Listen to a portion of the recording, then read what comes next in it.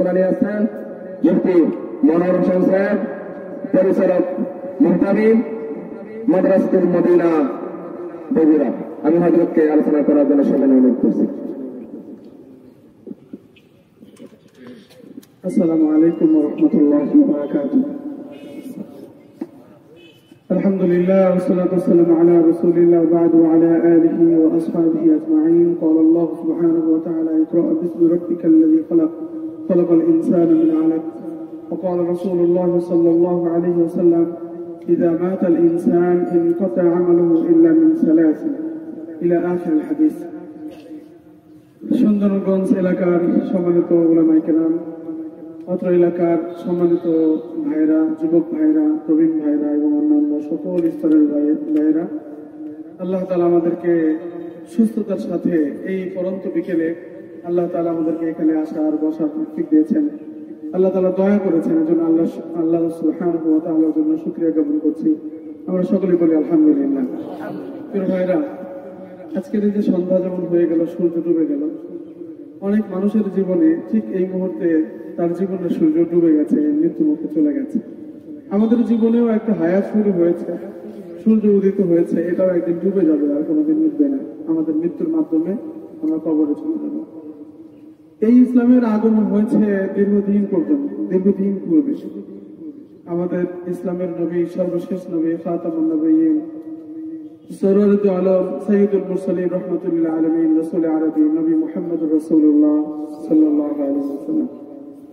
আমাদের নবী কি আমাদের এই বাংলাদেশে এই এলাকায় কোনোদিন আসেন? দুনিয়াতে কিয়ামত পর্যন্ত আর দুনিয়াতে কোন নবী আসবে না, তিনি তো চলে গেছেন দুনিয়া থেকে। কিন্তু আল্লাহ তাআলার শুকরিয়া যে আমরা একটা সত্য ধর্ম, আল্লাহ প্রদত্ত ধর্মের অনুসারী। আমরা আমাদের নিজেদেরকে মুসলিম হিসাবে পরিচয় দিই, তাই না? আমরা সকলে কি বলেন তো? আচ্ছা, আমরা যে মুসলমান, এরা কোথেকে শিখলাম? আমাদের দলিল কি? ধরেন এই জায়গাটা তৈরি ভাই, ওই জায়গাটা নাম কি? ওই ভাইয়ের নাম কি? হায়দার আলী ভাই। ওই পাশের জন্য আরেক ভাই, ওনারা যে জমির মালিক, এটার প্রমাণ কি বলেন তো? হ্যাঁ, সুন্দর বলছে। এটা জায়গার মালিকের প্রমাণ হলো কি? দলিল। কেমন দলিল? বায়না দলিল। হ্যাঁ, একদম খাঁটি দলিল, তাই না?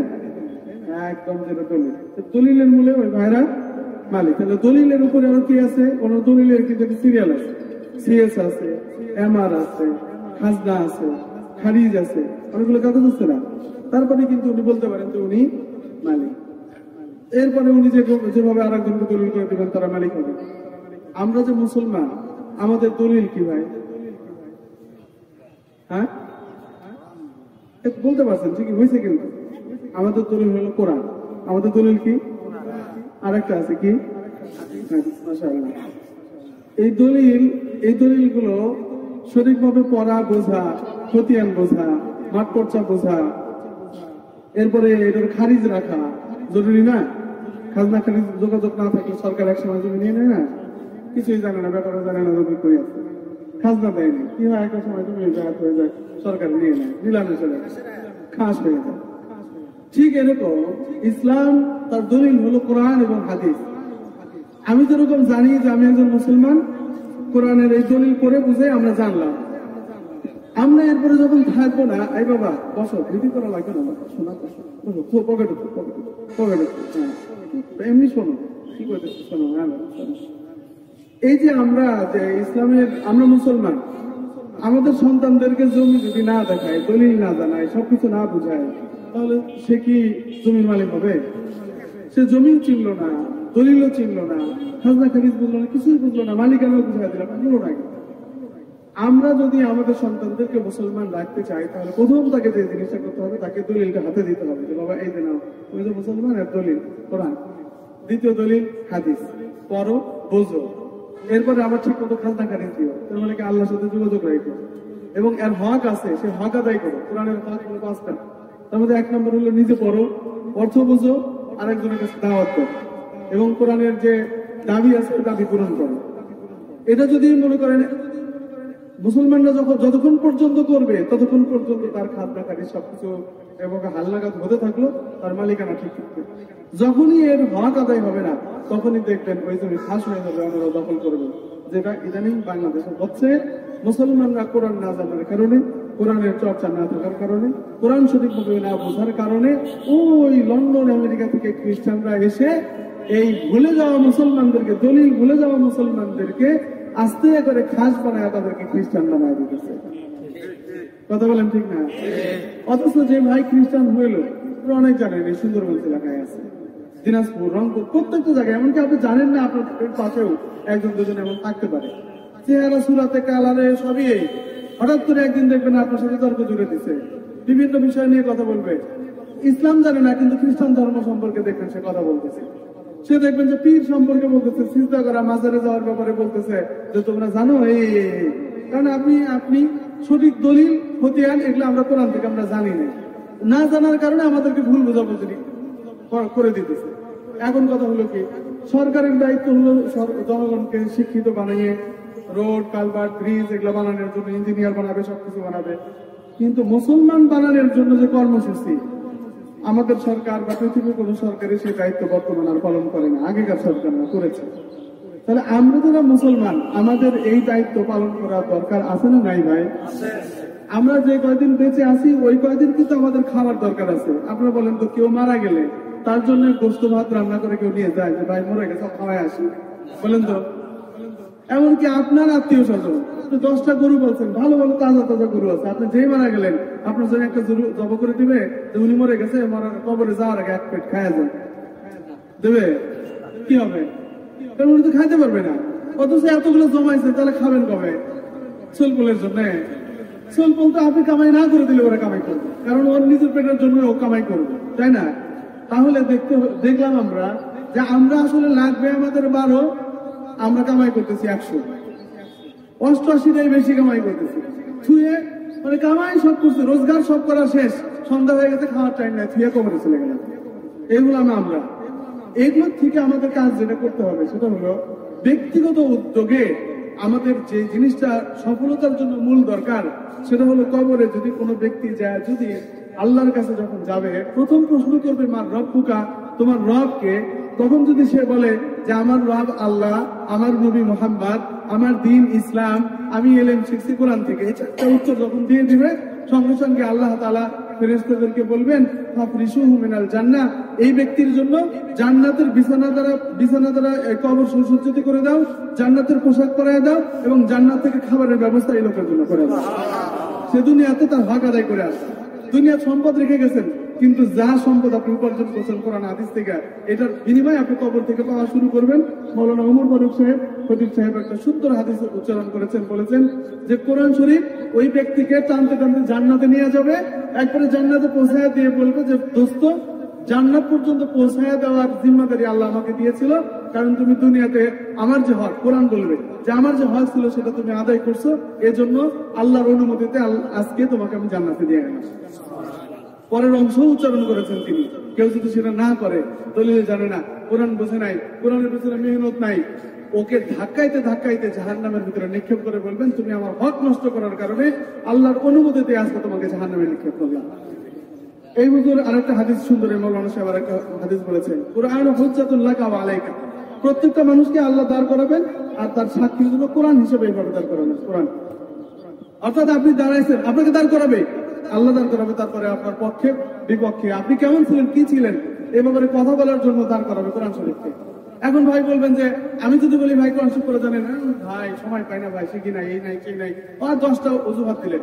ওই জায়গায় যে যখন আপনি আদালতে, আল্লাহর আদালতে দাঁড়িয়েছেন, তখন কোরআন শরীফ যখন আপনার সঙ্গে কথা বলার জন্য দিবে আপনার ব্যাপারে, তখন কোরআন বলতে আমি ওনাকে চিনি না। সেদিন কিন্তু আপনি বলতে পারবেন আল্লাহ আমার সময় ছিল না, সব সময় ছিল, খালি কোরআন শরীফ পড়ার সময় ছিল না, ওই দিন কিন্তু আর রক্ষা হবে না। আর যদি কোরআন আপনি শেষ সাথে করেছেন, তাহাজ্জুদে করেছেন, নামাজে করেছেন, নিজে মহব্বত করে তিলাওয়াত করেছেন, প্রতিষ্ঠান করেছেন, মাদ্রাসা করেছেন, আল্লাহ তাআলা কি করবেন? তখন ওই যে কোরআন শরীফ সব বলবে যে এই লোক আমার জন্য কষ্ট করে তার নিজের জমি দিয়ে দিছে, মাদ্রাসার ছাত্র কালেকশন করে দিচ্ছে, মাদ্রাসার পিছনে মেহনত করছে, কোরআনের আন্দোলন করছে, কোরআন বুঝাইছে, কোরআনের সমস্ত হক আদায় করছে। আল্লাহ আমার জন্য সে বহুত কষ্ট করছে, কোরআনের জন্য রাজপথে পুলিশের মার পর্যন্ত খাইছে, কোরআনের কথা বলতে যে সে বিভিন্ন জায়গায় অনেক সময় কামাই বাদ দিয়ে সে এর পিছনে সময় ব্যয় করছে। কোরআন শরীফ যখন এরকম 10টা কথা বলবে, আল্লাহ তখন কি বলবেন? এবং হাদিসে উচ্চারণ করেছে, কোরআন শরীফ যা সুপারিশ করবে, যা বলবে আল্লাহর কাছে, কোরআন আল্লাহ তাআলা সেটাই কবুল করে নিয়ে আল্লাহ তাআলা সেই অনুপাতে তার ফয়সালা করে দেবে। যখনই বলবে যে কোরআন শরীফ বলবে যে আমার জন্য এত এত এত এত করছে, আল্লাহ তাআলা কি করবেন? ঠিক আছে, যাও বান্দা, কোরআন শরীফের কথা আমি কবুল করে নিলাম, তুমি আজকে জান্নাতে চলে যাবে। প্রিয় ভাইরা, আমরা আজকে ভুলেই যাচ্ছি, আমরা মনে করতেছি হবে কি হবে না, কি বানকে জানি আল্লাহ জানে। এরকম সন্দেহ থাকলে ক্ষতি আর ক্ষতি। প্রিয় ভাইরা, যে প্রতিষ্ঠানের প্রস্তাবনা এখানে উল্লেখ করা হয়েছে, আমাদের সাথে আলোচনা হয়েছে, কথা হয়েছে, এই প্রতিষ্ঠান কওমি মাদ্রাসা হবে। কওমি মাদ্রাসা এমন একটি মাদ্রাসা, আরো একদিন আলোচনা করা যাবে, আজকে সেদিকে যাব না। এমন একটি মাদ্রাসা বর্তমান জামানায়, এখানে যে কয়েকজন হুজুরকে দেখতে পাচ্ছেন, আলহামদুলিল্লাহ আমরা খেয়ে না খেয়ে ভালো করে হুজুরকে জিজ্ঞেস করেন, সাহেব আলিয়ার হযরত তিনি বায়াত প্রাপ্ত হযরত মাওলানা রুহুল আমিন সাহেব, তিনি প্রবীণ আলেম এলাকার নেতৃস্থানীয় আলেম, জিজ্ঞেস করে দেখেন উনি ওনার ছাত্র বয়সে পেট ভরে 3 বেলা খেতে পারছে কি পারছে? আমি হুজুরকে যদি জিজ্ঞেস করে বলবে না। অর্থাৎ ছাত্র বয়সে তিনি 3 বেলা পেট ভরে খাবার তিনি পান নাই। এখন হুজুর হওয়ার পরে হয়তো হুজুরকে আপনারা মেহমানদারি করেছেন, খাওয়াচ্ছেন, নিজে আল্লাহ তাআলা ভালো খাওয়াই দিচ্ছেন। ছাত্র বয়সে আমাদের সৌভাগ্য হয় নাই। আমি খুব উল্লেখ করে, আমার খুব ভালো করে মনে আছে, ভাত যখন খেয়েছি, ডাল ঢেলে দেওয়ার পরে ভাতের ভিতর থেকে সাদা সাদা পোকা এরকম আসছে। সেই পোকা বের করে ওই কান্দায়, প্লেটের কান্দায় রেখে তারপরে ওই ডালও চুমুক দিয়ে খেয়েছি, ভাতও খেয়েছি। সেগুলো তাও 2 বেলা পেট ভরে না, আলহামদুলিল্লাহ। এরপরে এসে আপনাদের সামনে যে সঙ্গে কথা বলতেছি, যদি এই প্রতিষ্ঠানগুলো না থাকতো, একটু চিন্তা করে দেখেন তো, আপনারা এখানে যে কয়জন মানুষ আছে, এই আলেমদেরকে বাদ দিয়া নিজের চোখটা একটু বন্ধ করে দেখেন তো, যে নিজের চোখ বন্ধ করে একটু ভাবেন তো, যে আলেমদেরকে বাদ দিয়া ইসলামের হালতটা কি? আলেমরা যদি না থাকতো, তাহলে ইসলামটা আপনারা কোথায় খুঁজতেন? আচ্ছা বলেন তো, এই আলেমদের, এনারা কি আল্লাহর কাছ থেকে দায়িত্ব নিয়ে আসছিল? আমরা কি আল্লাহর কাছ থেকে দায়িত্ব নিয়ে আসছি যে আমরা ইসলাম, আমাদেরকে ইসলাম দেন? আল্লাহর কাছ থেকে আলাদা ভাবে আমরা নিয়ে আসছি? আপনাদের সন্তানই তো আমরা, তাই না? তার মানে আপনাদের মধ্য থেকে 2-4 জন আমরা শিখছি, 2-4 জন আলেম হয়েছে। ঠিক আপনাদের পরবর্তী প্রজন্ম থেকে এরকম 2-4 জন সবসময় থাকা লাগবে। যদি না থাকে, তাহলে জমি বেদখল হয়ে যাবে। জমি বেদখল হবে মানে আপনার ধর্ম ইসলাম বেদখল হয়ে যাবে। কথা বলেন ঠিক না? এই ইসলাম এখানে 70, আজকে 90% মুসলমানের কথা বলতেছেন। এই 90% মুসলমান আছে তো কোরআনের কারণে, হাদিসের কারণে। এটা না থাকলে কোথায় পাবেন আপনি ভাই? এটা কোনো ব্যক্তির না, এটা আওয়ামী লীগের, এটা জাতীয় পার্টির, এটা বিএনপির, এটা জামাতের, এটা সবার, কোরআন শরীফ সবার, সমস্ত মুসলমানের, কোনো ব্যক্তির, কোনো দলের না। এই কথা আমাদের খুব ভালো করে স্মরণ করতে, সবার প্রত্যেকের জায়গা থেকে দায়িত্ব পালন করতে হবে। এই কওমি মাদ্রাসা শুরু হয়েছিল প্রায় 150 বছর আগে। কোথায় জানেন? আজকে দাও আমরা এখানে 10 জন মানুষ বসছি। এই মাদ্রাসা শুরু হয়েছিল একটা গাছের নিচে, ছোট্ট একটা গাছের নিচে, একজন ছাত্র আর একজন ওস্তাদ। ছাত্র ওস্তাদকে মানে ওস্তাদের নিকটে পড়তে বসছে, ওস্তাদ পড়াইছে গাছের নিচে, পড়ানো বিসমিল্লাহ বলে পড়া শুরু হয়েছে। সেই মাদ্রাসার নাম হলো দারুল উলুম দেওবন্দ। এই দেওবন্দ মাদ্রাসায় বর্তমান প্রায় 10,000 ছাত্র, প্রায় 15 থেকে 20,000 ছাত্র সেখানে পড়াশোনা করে। এবং 100-র বেশি দেশে, 125টি দেশের মধ্যে পৃথিবীতে এই দারুল উলুম দেওবন্দের ওই মাদ্রাসা, ওই যে গাছের নিচে যেটা শুরু হয়েছিল, ওই মাদ্রাসা সারা পৃথিবীব্যাপী ছড়ায় গেছে। জোরে বলেন সুবহানাল্লাহ। এই সুন্দরগঞ্জে আজকে এই সন্ধ্যায় একদম গধূলি লগ্নে আমরা একটা জমিনের উপরে দাঁড়িয়েছি। এখানে আর কিচ্ছু না, শুধুমাত্র কোরআনের কথা আলোচনা হবে। মনে করেন না যে আমরা হুজুর আমাদেরকে মনে হয় একদম অনেক টাকা পয়সা দেওয়া বক্তাদের মতো ভাড়া করে নিয়ে আসি। না ভাই, আমরা কোরআনের টানে এই এলাকায় আসছি। এতে কিছু হওয়া দরকার এবং কাজ করা দরকার। নিজের দায়িত্ব নিয়ে আমি আপনাদের কাছে আসছি, আমরা সকলে আসছি। আপনাদেরকে অনুরোধ করি, হুজুর বলেছেন এই প্রতিষ্ঠানের জন্য সকলে আমরা সহমর্মী হব, কেউ আমরা বিরোধিতা হব না। যে কোনো ভাবে সহযোগিতার যে কোনো প্রয়োজনে যতটুকু সামর্থ্য আপনার আছে আপনি করবেন, সকলেই করবেন ইনশাআল্লাহ। কিচ্ছু না হোক, 1 বোতল পানি নিয়ে এসে ইটের উপরে ঢেলে দেওয়া পারবেন না? কি বলেন, পারবেন না? এটাও কি অসম্ভব? যাওয়ার সময় যাচ্ছেন, ভ্যান দিয়ে আসার সময় এক টুকরো মাটি নিয়ে আসেন আপনার বাড়ির থেকে। আপনার বাড়ি থেকে এখানে তো মাটি লাগবে অনেকগুলা, তা আপনি আসার সময় 1 ফুট মাটি নিয়ে আসেন। নিয়ে এসে এই জমিতে ঢেলে ছুঁয়ে যান। কেউ দেখারও দরকার নেই, জানারও দরকার নাই। ওই মাটি আপনি এখানে দিয়ে দিচ্ছেন, ওই মাটি একদিন কিয়ামতের দিন আপনার আমল নামায় নেকির পাল্লায় ওটা দেওয়া হবে ইনশাআল্লাহ। ওই মাটির কারণে ইনশাআল্লাহ আপনি জান্নাতে যাবেন।